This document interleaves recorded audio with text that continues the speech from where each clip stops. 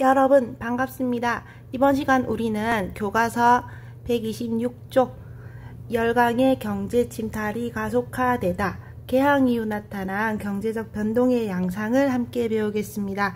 그래서 개항과 일본 상인의 무역 활동, 그리고 교과서 이제 127쪽에 청과 일본 상인의 경제 침탈,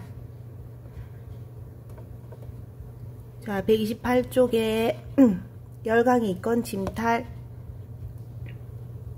마지막으로 129쪽 이제 일본의 금융 지배, 그리고 일본의 토지 수탈까지 함께 배우겠습니다. 함께 이 사파를 볼까요? 자, 조선을 두고 경쟁하는 열강이래요. 지금 보면 여러분 꼴에 적혀 있는 게 이거 우리나라죠. 지금 여러분 갓도 쓰고 있고 두루마기 옷도 입고 있잖아요. 우리나라 선비가 지금 음식을 가득 담은 그릇을 이제 여러분 서양 세력에게 내밀고 있습니다. 얘네들 지금 여러분 표정이 더 달라고 여러분 좀 눈을 부라리고 있잖아요. 탐욕스럽죠. 자, 이 그림에서 자 우리 조선인은 세간이 쓰인 그릇에 음식을 담아 서양인들에게 내놓고 있습니다. 이는 개항 이후 열강의 경제 침탈을 풍자한 것입니다. 그러면 자 여러분 이렇게 서양 열강 이런 풍자를 그릴 정도로 우리나라 경제 침탈이 심했다는 건데요. 자, 당시 조선은 어떤 이권을 빼앗겼을까? 자, 함께 배우겠습니다. 자, 우선 지난 글자부터 볼까요? 자, 객주, 거류지, 무역, 조일수호, 조규, 부록, 조일무역, 규칙. 자, 그러면 중요 단어 봤으니까 본격적으로 내용을 보겠습니다. 자, 여러분 객주가 등장했대요. 이 객주는요, 많은 사람이냐면 개항장에서 외국 상인과 우리 내륙의 조선 상인을 중개해주는, 이어주는 객주래요. 그러면 여러분 지금 내륙 상인과 내륙의 조선 상인과 외국 상인이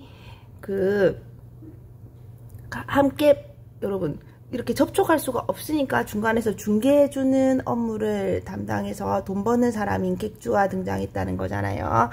그러면 왜 그랬는지 한번 볼까요? 자, 강화도 조약 체결로 여러분 최초의 우리 근대적 불평등 조약 1876년 일본이랑 맺은 강화도 조약 체결로 자 여러분 부산에 항구 2개 더 개항한다. 결과적으로 어떻게 됐어요? 부산, 원산, 인천 이 세 군데 자 항구를 개항했습니다. 그래서 이 부산, 원산, 인천에는 외국인과의 무역을 허용한 개항장이 형성되었어요. 그래서 개항 초기 외국 상인들은 개항장 심리 4km 이내에서만 활동할 수 있었습니다.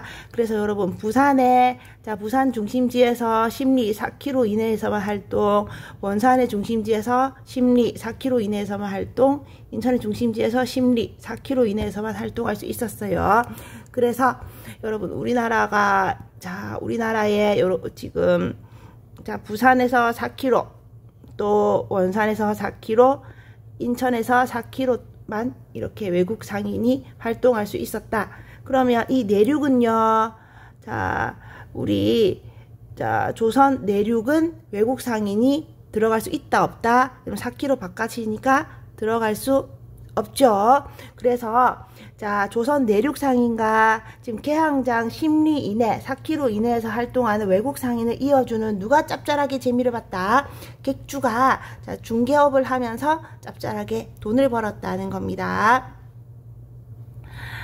자 그래서 여러분 객주는요 여객 주인의 준말이에요. 여러분 우리가 여객이 뭐예요?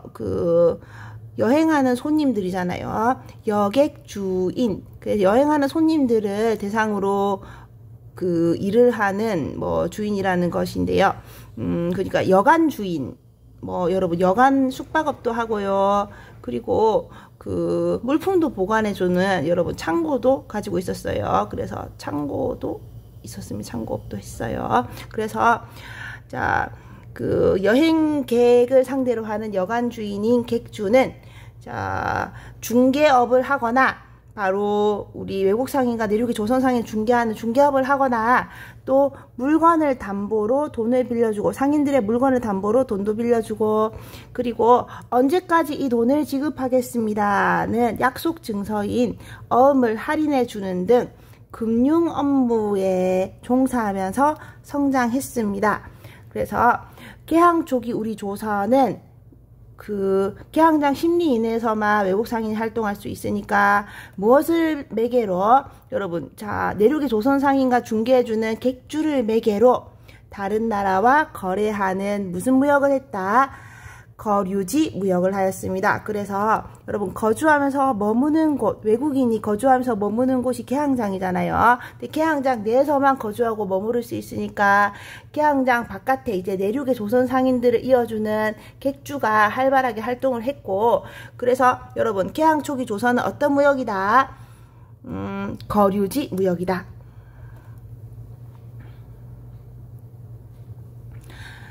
자 이제 두 번째 문단 할게요. 자 여러분 이 조일수호 조규 부록은 자 우리가 여러분 최초로 맺은 강화도 조약이 정식 명칭이 뭐예요? 조일수호 조규죠. 자 조일수호 조규의 이제 별책 부록입니다. 근데 조일수호 조규를 맺고 이제 모자라서 일본이 또 이제 그 체결을 강요한 거예요. 조일수호 조규 부록의 체결로 자, 뭐가 가능했대요? 개항장 내에서 일본 화폐 사용이 가능했답니다. 그러면 자 강화도 조약은요 여러분 최초의 근대적 조약이지만 불평등 조약이라서 자 개항장에서 일본 상인들이 우리 자 조선 상인에게 불법 행위를 일삼아도 우리가 이것을 그 재판할 수 있다 없다 영사재판권에 있어서 여러분 일본인 영사가 일본인 범죄를 재판한다고 했어요. 그래서 자, 이 일본 상인들은 영사재판권 이용해서 조선관리의 처벌을 피할 수 있었습니다. 그래서 우리나라 사법권을 무력화시켰다고 했어요. 자, 그리고 여러분 방금 또 했던 조일수호 조규 부록의 체결로 이제 개항장, 부산, 원산, 인천 내에서 일본 화폐 엔화의 사용이 가능하게 됩니다.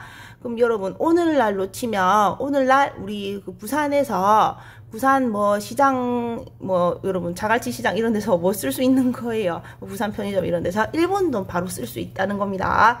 개항장 내에서 일본 화폐 사용이 가능했고 또 이제 조일 무역 규칙 자 조일 무역 규칙이라고 이제 무역에 관해서 또 별도로 또 맺은 그 조약입니다. 이거 체결 이후 언제까지 1883년에 여러분 1883년 조일무역규칙을 개정해서 우리가 조일통상장정을 체결하게 되거든요. 근데 조일통상장정 이전까지는 자 우리 조일무역규칙 여러분 무역규칙 무슨 조항 어떤 불평등 조항 무관세 조항이 있다고 했어요. 무관세. 그래서 여러분 관세는 이제 국가와 국가 간에 이제 관문 통과세라고 했습니다. 그러면 관세를 매기지 않는다는 것은 원래요 내륙에서 자기 국가 자국 내에서 이제 내수 경제가 관세를 매기지 않는 거잖아요. 근데 지금 일본은 우리나라에 관세를 내지 않고 그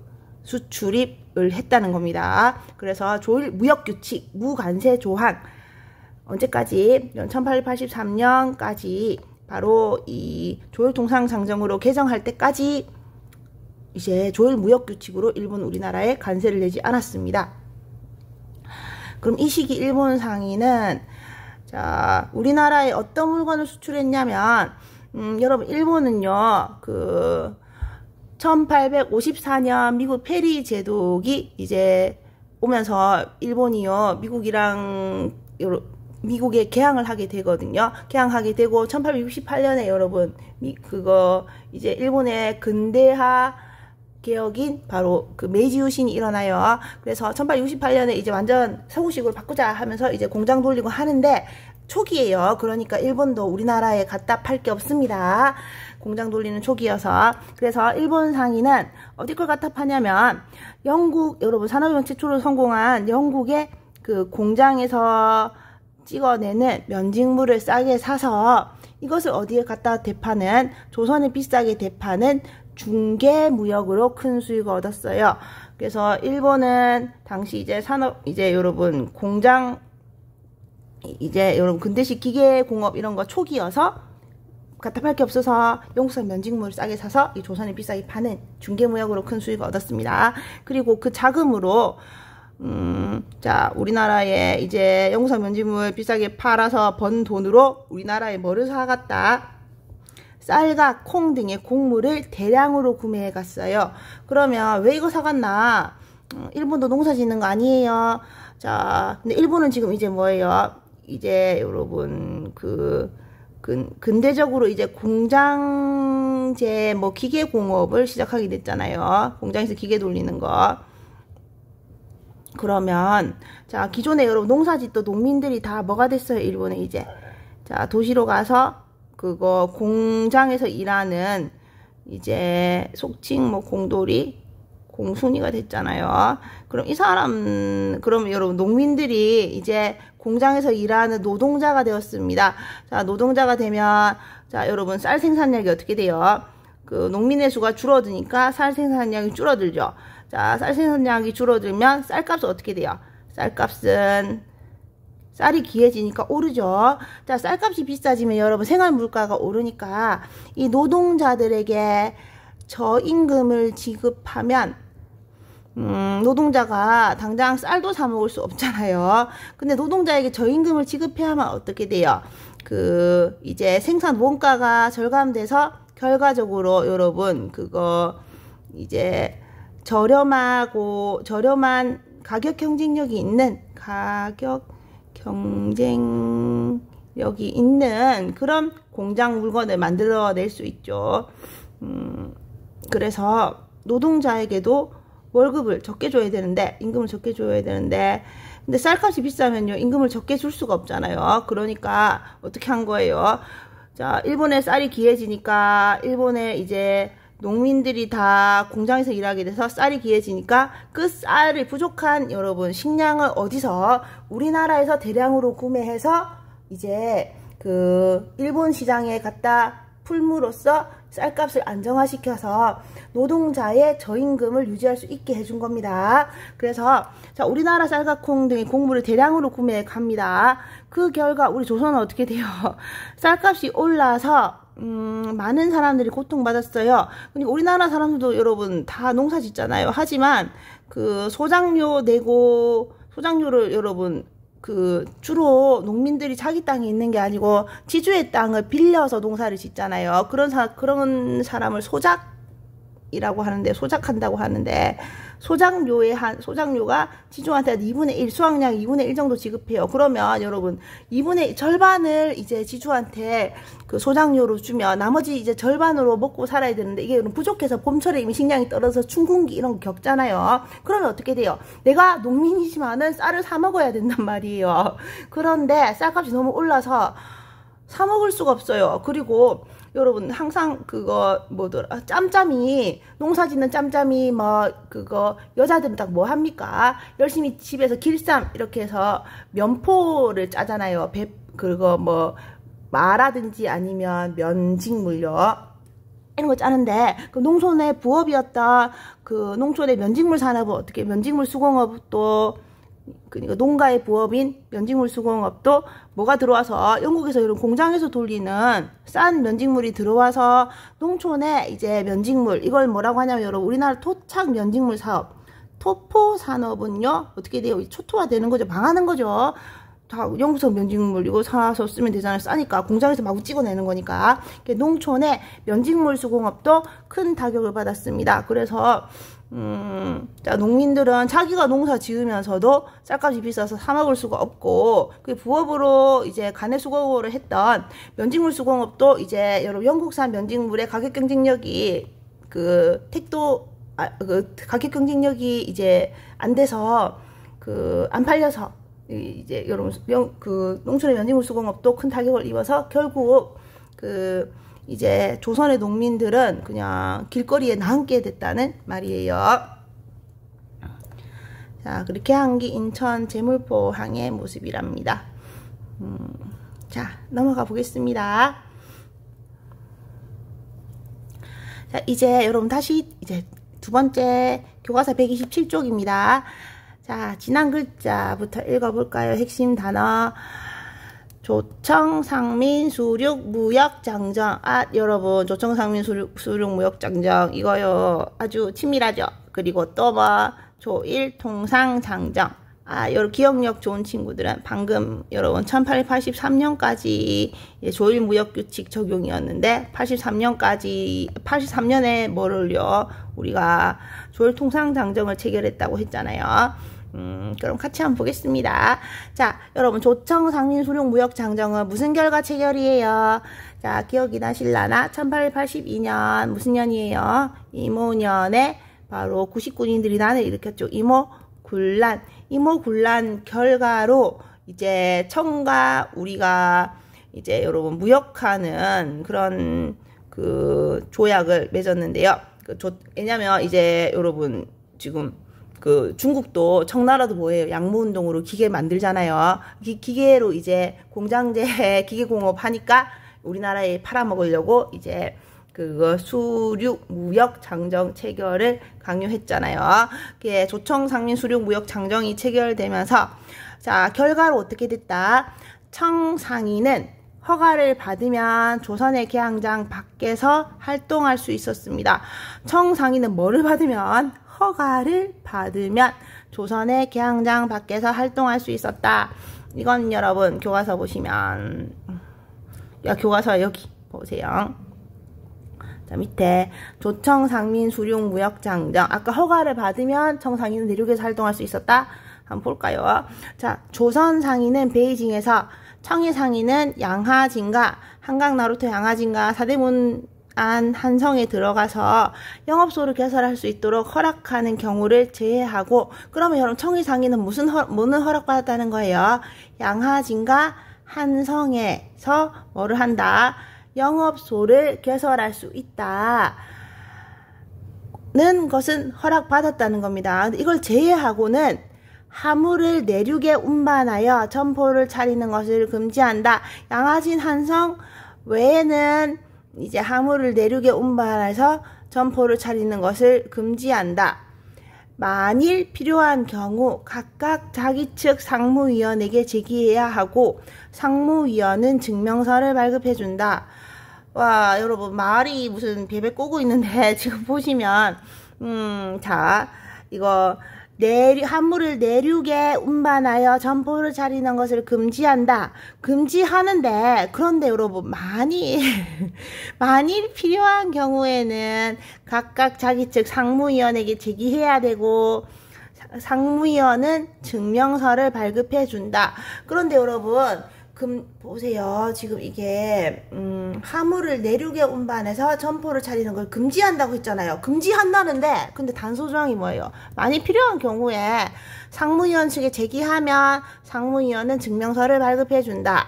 그러니까 상무위원의 허락이 있으면, 상무위원의 증명서가 있으면 내륙에 뭐 할 수 있다. 화물을 내륙에 운반해 점포를 차릴 수 있다는 겁니다.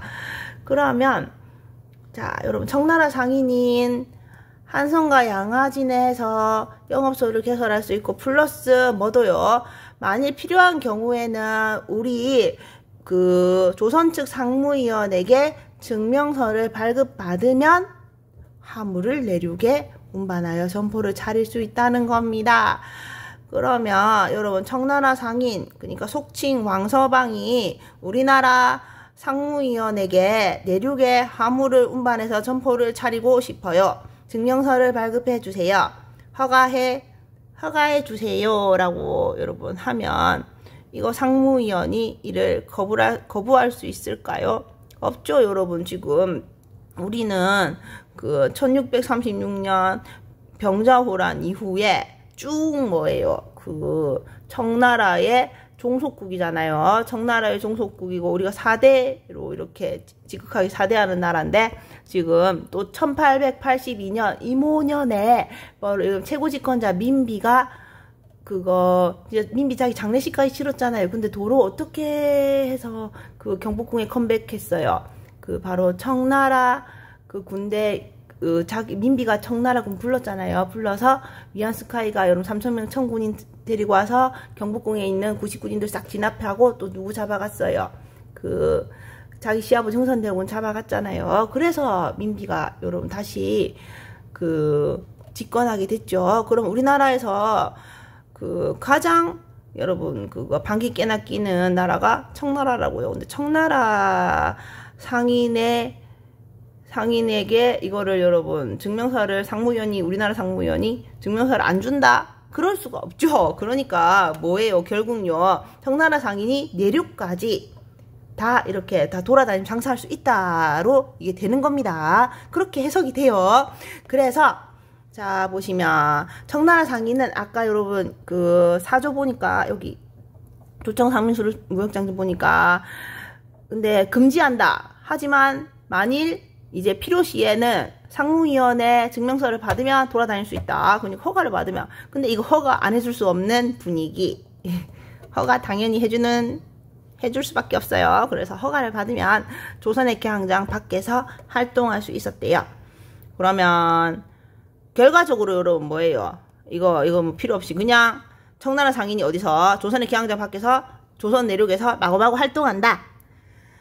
근데 이게요, 여러분 문제가 뭐냐면 청상인한테만 허가되는 게 아니고 체국대우, 여러분 체국대우는 우리가 조미 수호 통상조약 미국이랑 맺은 거 있잖아요. 1882년 거기는 여러분 최초로 관세조항이 들어가고 또 뭐예요? 체국대우도 있었잖아요. 그래서 이후에 여러분 다른 열강도 체국대우를 막 받게 되는데요. 그러면 체국대우를 인정받은 다른 외국 상인들도 최고로 혜택받는 국가니까 여러분 동등한 권리를 똑같이 인정해줘야 되잖아요. 그래서 이러한 특권을 동일하게 보장받게 됩니다. 그래서 일본 상인 또한 아까 여러분 1883년 이제 조일무역규칙이 아닌 조일통상장정으로 이제 개정하게 되는데요.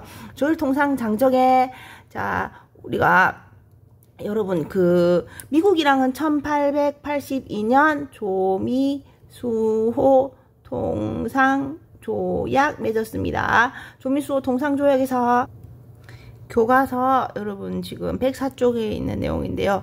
조미수호 통상조약에 여러분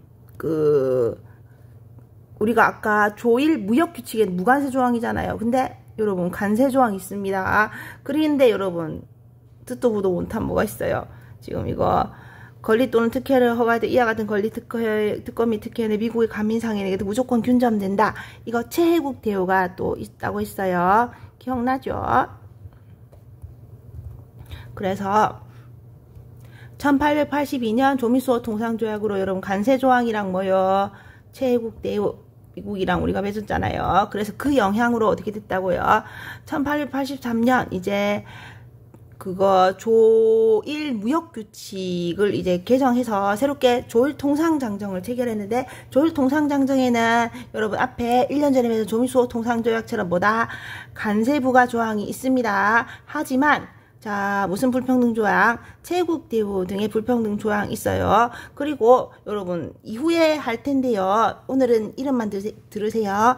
방공령이라고 곡식의 유출을 막는 명령, 지방간의 명령도 이 조일통상장정에 있습니다.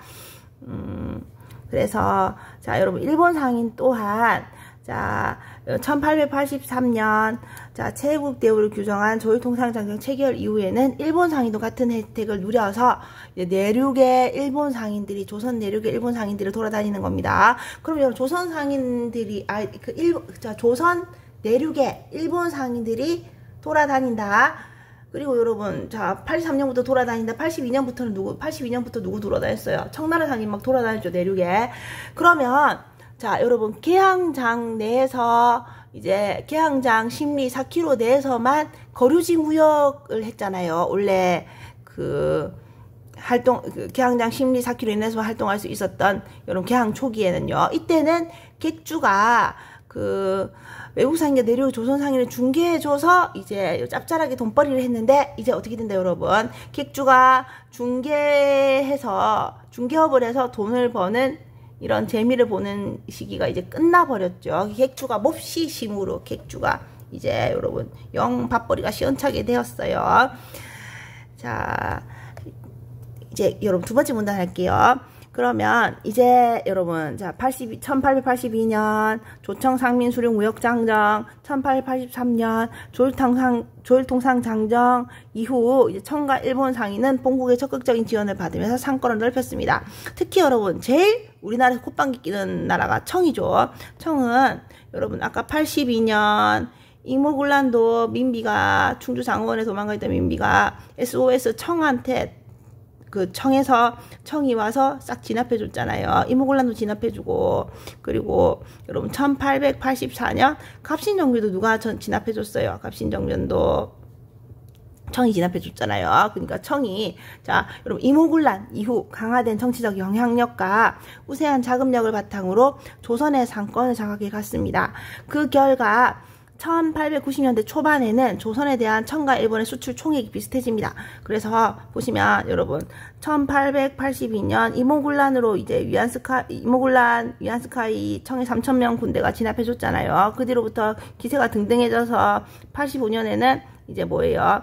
이모군란 때 그 결과적으로 조청상민수령 무역장정 체결해서 내륙까지 청나라 상인들이 막 장사를 하고 그러면서 이제 우리나라 그 지금 그 수입 시장을 장식해 가는 겁니다. 잠식 쭉쭉 먹어가서 여러분 계속 성장해서 결과 여러분 1894년 가보년이잖아요. 1894년 뭐 일어나요?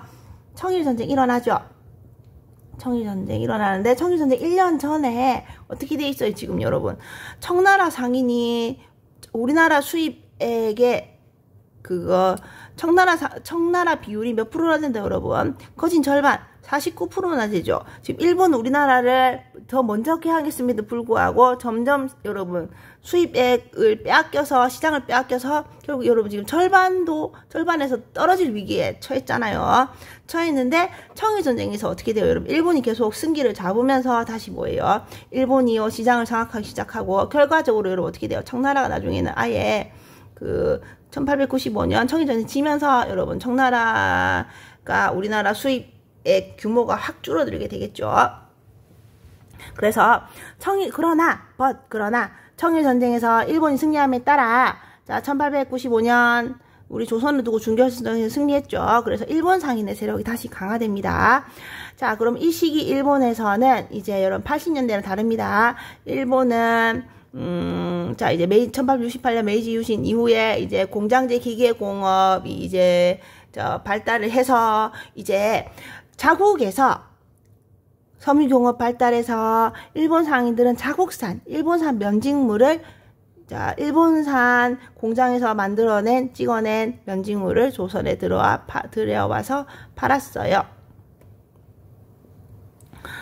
자 여러분 1890년대 들어 이제 그러면 어떻게 지금 일본은 지금요 앞에 80년대까지는 해도 그거 자기들이 여러분 생산을 못해서 일본 상인들은 주로 영국산 면직물을 싸게 사서 조선에 비싸게 팔았잖아요. 아직 여러분 일본의 산업화가 발달이 아직 덜 돼서 그런데 이제 일본이요 여러분 완전 산업화가 고도로 발달해서 공장에서 신나게 일본산 면직물을 찍어내고 있는 상황이잖아요. 그래서 우리나라에 갖다 파는 면직물을 일본산 면직물로 이제 일본이 대체했죠.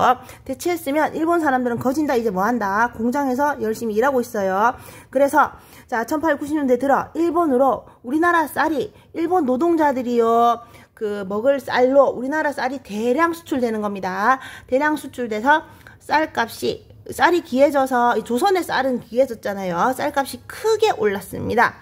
그래서 이에 땅 주인 지주들은 자 여러분 쌀이 완전 돈이 되니까 쌀을 많이 확보해서 수입을 늘리고자 누구를 지었자는 거예요. 자신들의 땅을 빌려서 농사 짓고 있던 소작인에 대한 수탈을 강화했어요. 어떻게? 소작료를 더 올리는 등 인상하는 등 소작인에 대한 수탈을 강화했습니다. 소작인은 지주의 땅을 빌려서 농사 짓는 대가로 보통 그거 소작료를 수확량의 2분의 1 절반 정도 냈거든요. 그런데 더 많은 소작료를 내라고 하는 겁니다. 안 그래도 기존에 여러분 소작료 2분의 1도 가혹하잖아요. 이거 솔직히 땅을 빌렸다고 해서 절반이나 좀 내는 거는 선생님은 가혹하다 생각하거든요. 이걸로도 원래 자기가 힘들어서 농사 짓고 나서도 바로 여러분 가을 겨울철에 먹고 나면 봄철에 이미 식량이 떨어져서 굶주리는 마당, 춘궁기라고 봄철 굶주림을 겪는 시기가 있잖아요. 보릿고개라고 해서요. 보리가 여러분 초여름에 열리거든요. 초여름에 열리기 직전까지는 뭐라고요? 이제 봄철에는 이제 그거 수확했던 쌀도 다 떨어지고 먹을 게 없는 그런 지금 시기라는 거예요. 그래서 이렇게 자 소작인에 대한 수탈을 강화해서 소작인은 안 그래도 농사 짓고도 힘들게 농사 짓고도 먹을 게 없는데 더 많은 소작료를 이제 울며 겨자 먹기로 돼야 했던 겁니다. 그래서 자 그렇다. 그리고 여러분 그러면 쌀을 이렇게 농사 짓는 토지를 많이 갖고 있으면 짱이죠. 그러면 쌀을 그죠 막 이제 그 소작 붙여서 이제 또 소작료로 쌀 받으면 그것도 비싸게 또 일본이 사가니까요. 많은 사람이 그러면 이제 쌀농사 지을 토지 구매에 나서면서 땅값이 크게 오르기도 하였습니다. 그러면 이 돈 많은 여러분 지주들은 이때 자 소작인에게 받은 그 소작료를 일본한테 소작료로 받은 쌀을 일본한테 팔아서 그 돈으로 땅을 사지만은 보통 여러분 농민들은요 자기 땅을 아예 그냥 가질 수가 없게 됐겠죠. 자, 그래서 여러분 지금 아까 자 조일통상장정 83년 조일통상장정 여기 나오네요. 자 조일통상장정이 뭐 있다. 이것도 여러분 무슨 내용이에요? 지금 보니까 최해국대우잖아요. 그래서 자 조일통상장정으로 여러분 1882년 이모군란 결과 이런 조청 상민 수륙 무역 장정에서 만일 필요한 경우 이제 증명서 발급해서 내륙에 운반하여 점포 차릴 수 있다. 이게요 똑같이 지금 일본에서도 일본 상인한테도 적용됐다는 겁니다. 조일통상 장정의 최국 대우 때문에요. 자, 여러분 자료 3번 보시면 이거 한성의 청상인과 일본 상인의 거류지예요. 사대문 안 한성의 청상인과 일본 상인은 어디에 머무르고 살았을까? 보시면 여러분 지금 이거 청상인 거류지 여기 있죠. 여기 청상인 거류지 여기 있잖아요. 그리고 일본 상인 거류지 여기 있죠. 근데 여러분 오늘날에는 이제 우리나라 해방되고 난 이후에 치가 떨렸겠죠. 이 당시에 여러분 청나라 일본 상인이요 여기 머물면서 우리나라 경제 침탈했잖아요. 그래서 여러분 우리나라가 해방 이후에 이거 재밌는 얘기예요. 해방 이후에 여기 여러분 뭐 을지로라든지 그 충무로 들어보셨죠. 그래서 충무로는 여기가 충무로 충무로 여기가 을지로예요. 을지로. 여러분 왜 이렇게 이름 지었냐면 해방 이후에 우리가 이렇게 진짜 이런 다시는 우리 땅에 일본 놈들 발붙이지 말아라 해서 여러분 일본의 전적 우리 임진왜란 때 여러분 바다에서 혁혁한 23전 23승에 여러분 불멸의 이순신 있잖아요. 이순신 장군의 여러분 시호가 충무공이잖아요. 그래서 충무공의 이름을 따서 충무로라고 거리 이름을 지었어요. 다시는 이 땅에 이제 일본 놈들 발붙이지 말아라. 그리고 또 여기는 을지로는요. 다시는 이 땅에 이제 청나라 사람들 중국 사람들 발붙이지 말아라. 이게 그래서 여러분 을지문덕 장군 있죠. 수나라 여러분 수양제의 여러분 대군을 무찌른 을지문덕 장군요. 거기서 명칭 딴 을지로 해서 을지로 충무로가 이 당시 여러분 일본인 상인이 많이 살던 곳은 충무로라고 해방 후에 거리 이름 짓고 청나라 상인이 많이 살던 곳은 을지문덕 장군의 이름을 따서 을지로라고 이렇게 이름을 지어서 이제 여러분 우리나라 좀 자주적인 이제 경제 침탈 받지 않는 그런 나라를 만들자는 그런 의미로 이렇게 이름을 지었다고 해요. 자, 재미있죠?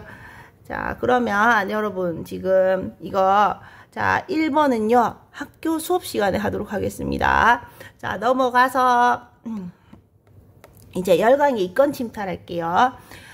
자, 보면 여러분 열강 이권 침탈, 운산에서 사금, 모래에서 여러분 운산에서 이제 모래에 섞여 있는 금을 채취하는 모습.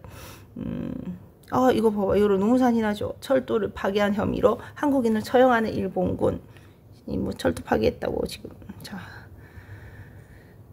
자 여러분 그러면 같이 한번 보겠습니다. 자 여러분 아간파천 이후 자 우리가 여러분 자 지금 을미사변 1895년 을미사변 을미개혁 그 다음에 여러분 이듬해에 부들부들 1년 동안 떨던 누가 1896년 고종이 아라사 공사관으로요 거처를 옮겼죠. 그 아간파천 이후 이제 고종을 보호해주는 대가를 러시아는 톡톡히 받아갔어요. 그래서 러시아를 비롯한 열강들은 한국의 이권을 침탈하는데 열을 올렸습니다. 여러분 근데 러시아가 톡톡히 받아간 게 이게요 제국 대우 때문에 영국, 프랑스 이런 나라 다 받아간단 말이에요. 그래서 한국에 이득되는 권리를 여러 열강들이 막 침탈했어요.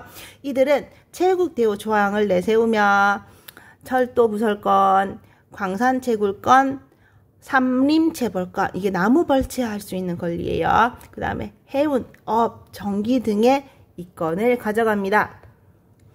자, 특히 열강은 철도 부설권 획득에 관심을 기울였습니다. 왜냐하면 철도는 자 우리나라 여러분 쳐들어올 때 군대도 수송할 수 있고 군수 물자도 수송할 수 있잖아요. 그리고 또 우리나라 자원도요 실어서 여러분 빼돌릴 수 있죠. 자원 수탈의 수단이 되는 게 철도잖아요. 철도 부설권 획득에 엄청 엄청 열을 올리고 관심을 기울였어요.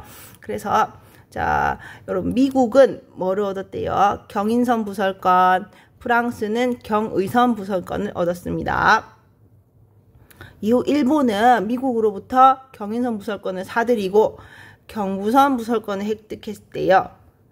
러일전쟁 직후에는 프랑스가 반환한 경의선 부설권까지 넘겨받아 군용철도 명목으로 철도를 부설했대요.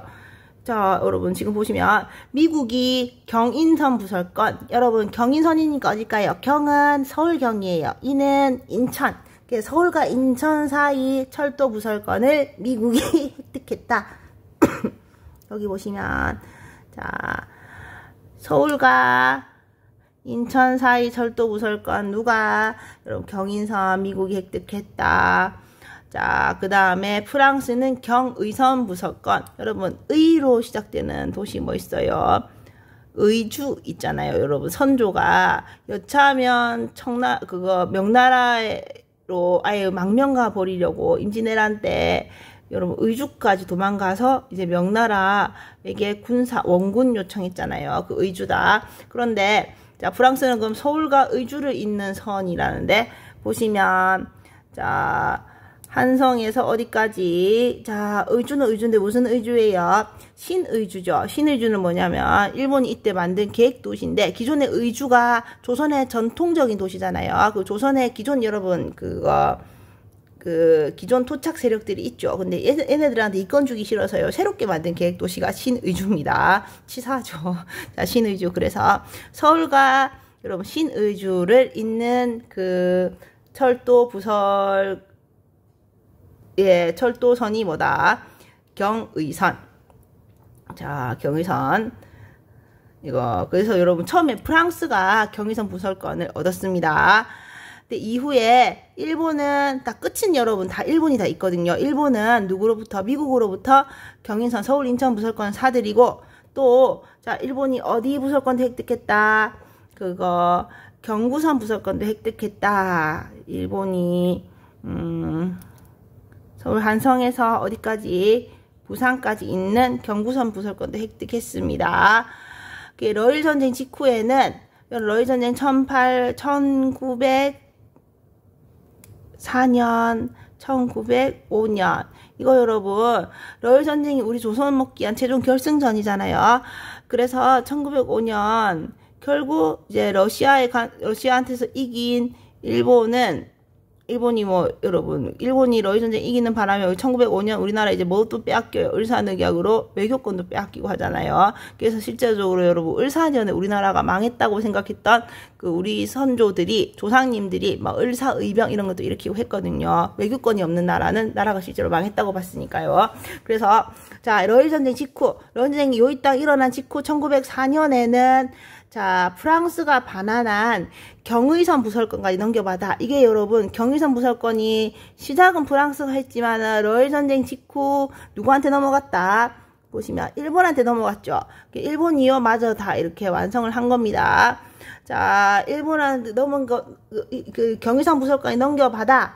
전쟁 중이니까 군용 철도 명목으로 철도를 부설합니다. 그래서, 일본은요, 그 결과적으로 여러분 철도는 봐봐 다 지금 일본이거든. 이게 경원선은 어디 갔네. 경의선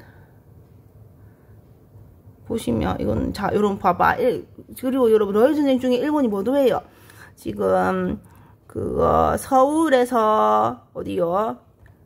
원산 있는 경원선 부설권도 일본이 이제 차지했잖아요. 그러면 모든 철도는 여러분 시작은 뭐 경의선은 미국, 경의선은 프랑스지만은 결과적으로 끝은 다 어디다 여러분? 다 일본이 다 장악했다. 그래서 일본이 러일 전쟁 중에도요 열심히 이거 뭐 경부선, 뭐 경의선, 경원선 이런 거 열심히 만들어요. 러일 전쟁 중에서 만들면서 만든 일부분을요 알차게 계속 씁니다. 그래서 개통되기 전에도 이미 만들어 놓은 부분은 군용 철도를 막 잘 이용하면서 이 러일 전쟁을 승기로 이끌어요. 자, 그럼 이 과정에서 일본은 철도는 다 일본이 만들었다. 일본은 우리 한국 농민의 토지를 이제 철도 부설지로 이용한다고 싼값으로 사들이거나 그리고 우리나라 정부로부터 철도 용지를 공짜로 무상으로 제공받았습니다. 그리고 공사장 주변에 살고 있던 우리나라 사람들을 철도 공사에 강제로 동원하거나 우리나라 소를 징발해서 이제 일을 시키기도 하였답니다. 그래서 여기 대해서 여러분 지금 보세요. 여러분 황성신문 황제캐슬 신문이잖아요. 그러니까 우리나라 지금 대한제국 이후에 우리나라 황제국이니까요. 이 황성신문에서 뭐 봐봐 한국인이 강제노역하고 있다고 나오죠.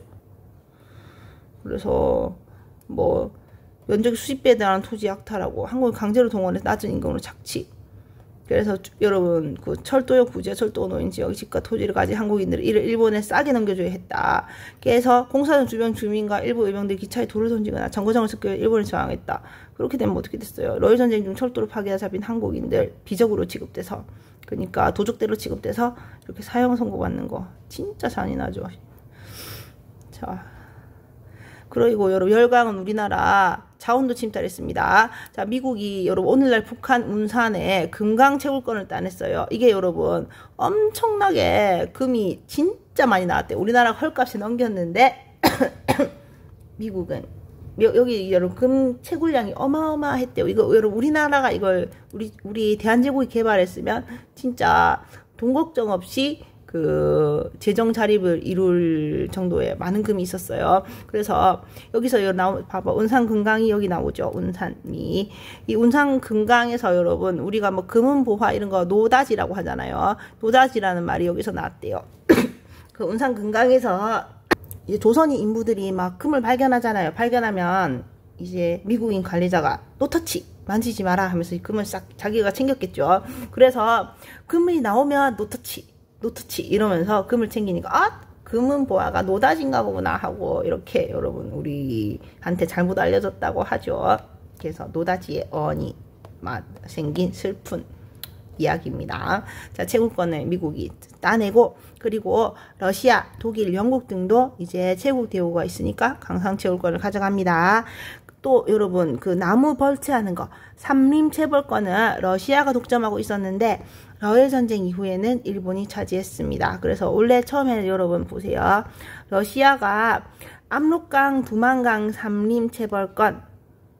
그래서 여러분 이거 러시아가요 이거 나오나 교과서에 여러분 러시아가 용암포 조차해달라고 하거든요. 용암포 조차가 교과서에 나오나 아, 용암포 조차는 교과서에 안 나오네. 여러분, 우리가 저령도 조차 배웠잖아요. 근데 러시아가 이것도 요구해요. 우리 교과서에는 안 나오긴 한데, 그 용암포도 빌려달라고 합니다. 용암포 왜 빌려달라고 하냐면, 이게 뭐 하냐면 여러분, 지금, 여기 압록강 두만강에 이제 삼림 나무를 베면요, 강에 이렇게 나무를 둥둥 실어서 내려보내겠죠. 내려보내는데, 이거 여러분 적재하는 장소로 용암포 필요해서 그 빌려달라고 하거든요. 그런 요구도 했어요. 그래서 압록강 두만강 산림체벌권, 그리고 우리나라 울릉도 산림체벌권도 러시아가 여러분 산림체벌권은 처음에 독점했다. 독점했는데 러일전쟁 이후에는 이제 여러분 러시아가요, 우리나라 결승전에서 탈락했죠. 이제 누가 차지한다? 일본이 차지한다.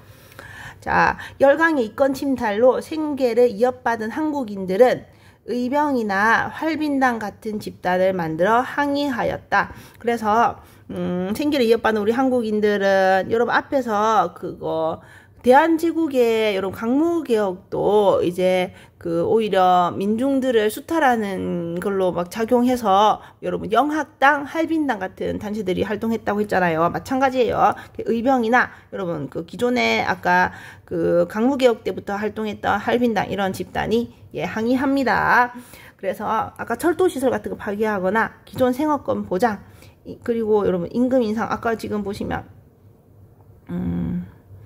여러분 생업권, 그러니까 지금 뭐예요? 지금 끌고 가서요 억지로 노역시키는 거잖아요. 내 원래 생업을 할 수 있게 권리를 보장해달라. 내 원래 농사 짓는 사람이다. 농사를 지어야겠다. 생업권 보장, 임금 인상. 이거 지금 보세요. 지금 뭐 제대로 봉사도 지급하지 않는다. 임금을 제대로 달라 하는 그런 요구하는 시위를 벌이기도 했답니다. 근데 시위 벌이면 여러분 지금 이꼴 당하잖아요. 그죠? 자, 넘어가겠습니다. 이제 마지막 페이지 129쪽입니다. 자, 이제 일본의 금융지배. 자, 을사늑약을 전후해서 일본은 한국의 금융과 재정을 장악해 나갑니다. 을사늑약을 전후한다는 1905년 을사늑약 전후한다는 것은 이제 러일 전쟁 중에 일본이 한국의 금융과 재정을 장악해 나갔습니다. 그래서 외국인 고문 용병에 관한 협약. 자, 외국인 고문 용병에 관한 협약이 우리가 제1차 한일협약이라 부릅니다. 제1차 한일협약의 정식 명칭은 외국인 고문 용병에 관한 협약인데, 외국인 컨설턴트를 부르고 초빙하고 채용하는 것에 관한 협약이에요. 그래서 따라서 자, 1차 한일협약을 이제 을사늑약 전후에서 맺었는데, 을사늑약 전해서 맺었는데요. 이 따라서 외국인 고문을 이제 초빙하고 고용했습니다. 그래서 초빙하고 고용한 외국인 고문이 뭐냐면 일본인 메가타입니다. 메가타가 한국의 재정 고문으로 파견됐습니다. 그는 우리 대한제국의 화폐 발행국인 전한국을 폐쇄하고, 자, 1905년 화폐 정리 사업을 추진했어요. 추진해서 어떤 화폐를 정리했나? 우리나라 백동화를 정리해버렸어요. 백동화를 다 뭘로 바꿨다? 일본 제일은행권으로 이제 화폐 정리를 하게 했습니다. 그러면, 자, 백동화가 뭘까요? 백동화 여러분, 주성분은 동인데 어떻다는 거예요? 뭐 니켈, 아연 이런 거 섞어서 하얀 동이라는 겁니다. 여러분 지금요 500원짜리가요 백동화래요. 500원짜리나 100원짜리 이런 거요. 하얗잖아요 얘네들. 자, 백동화인데, 자, 한국 정부가 발행한 금속 화폐입니다. 1898년, 이거 여러분 1897년 대한제국 수립된 지 1년 뒤잖아. 1898년부터 1903년까지 대량 남발되었습니다. 아울러 위조 화폐가 유통되면서 물가를 폭등시켰다. 그러니까 여러분 이거는 대량 남발, 위조 화폐, 그러니까 여러분 이거 이게 뭐예요? 그 지금 보니까 물가를 어지럽히는 나쁜 돈, 악하죠. 양하가 아니고, 이게 물가를 폭등시켰다는데, 지금 우리 기존의 대한제국 정부가 발행하는 백동화를 일본 제일은행권으로 싹 바꿔라 라는 화폐 정리 사업을 일본이 메가타 실시했다는데, 자, 그 백동화가 이렇단 말이에요. 근데 색깔이 많이 누렇긴 하네, 백동화. 자, 백동화가 이런데, 여러분, 원래요, 백동화는 원래 얼마로 교환해 주는 게 마땅하대요. 그거 제일은행권 오전으로 교환해 주는 게 마땅하대요. 원래 백동화 하나가 오전의 가치가 있대요. 그런데 그러나 메가타는 백동화의 실제 가치와 시세를 이유로 실제로 백동화 엄청나게 많이 찍어냈잖아. 그리고 백동화 그거 함량도 영 저질이잖아 하면서 갑종 제일 그래도 좋은 백동화는 절반 정도 쳐준다 하면서 2분의 1, 갑종은 2분의 1 그러니까 이전 오리 여기 나오죠. 이전 오리 자 을종은요. 자 을종 이건 영 좀 아닌데 싶어서 5분의 1만 1전으로만 교환해준다. 병종 이건 아예 돈도 아니야 하고 신화폐로 교환해주지 않았습니다. 근데 여러분 대다수의 백동화를 병종으로 파악했어요. 솔직히 여러분 갑종으로 지급해줘도요. 내가 절반 갑종으로 지급해줘도 백동화 가진 사람 절반 손해보는 거잖아요. 병종으로 내가 가진 백동화가 병종이라고 판단되면 바로 빵은 되는 겁니다. 기가 막히죠. 자 그럼 볼까요. 자 합배정리사업 제3조 구백동화의 품질 무게. 자 인상 이거는 여러분 인쇄된 상 그러니까 무늬가 찍혀져 있는 상 모양이 정하 바른 화폐로 인정받을 만한 것. 갑종은 한 개당 이전 오리의 가격으로 신화폐로 교환해준다. 이것도 여러분 손해야. 실제로 뭐예요? 오전의 가치가 있는 거잖아요. 백동화 하나가. 근데 절반밖에 안 쳐주는 거잖아요. 근데 자 이것도 기가 막힌데 이 기준에 합당하지 않은 부정 백동화는 이제 을종으로 지급합니다. 한 개당 5분의 1만 쳐주겠다. 1년의 가격으로 정부에서 매수한다. 단 형태나 품질이 조악한 백동화 병종 다수 백동화를 다 병종으로 파악했어요. 이거는 안 사준다. 안 바꿔준다. 와 여러분 진짜 이거 그거 백동화 갖고 있던 조선인들 완전 뒷골 땡기고 넘어갔겠죠. 자 그래서 보시면 백동화는 품질에 따라 교환액이 달랐는데 상당수가 을종, 병종으로 평가됩니다. 병종 백동화를 많이 가지고 있던 한국의 상인들은 큰 타격을 입었고 일본 상인들은 이 정보를 미리 알고 대비해서 이익을 챙겼습니다.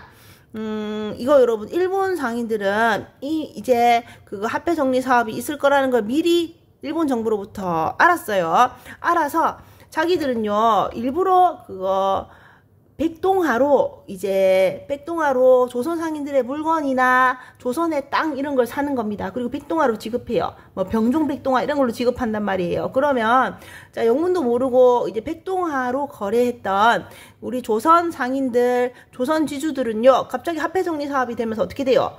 내가 가진 돈이 잘해야 절반. 대다수는 뭐예요? 아예 빵원 처리되는 거잖아요. 그래서 갑자기 이제 알거지가 되는 겁니다. 그 조선 상인의 자본이요. 아예 그러니까 다 털리게 됐어요.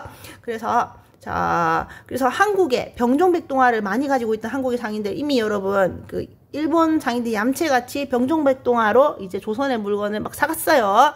그래서 영문도 모르고 조선의 병종 백동화로 거래했던 한국의 상인들은 큰 타격을 입었고 갑자기 알거지가 됐고 빵원 처리됐고 일본 상인들은 이 정보를 미리 알고 대비해서 큰 이익을 챙겼습니다.